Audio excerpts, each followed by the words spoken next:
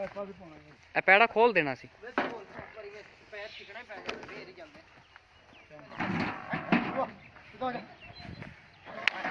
ਬਈ ਬੜਾ ਸਿੰਗਲ ਹੈ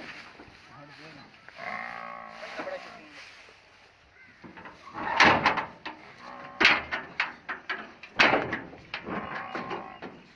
ਥੋੜਾ ਕਰ ਬਣਾ ਲੈ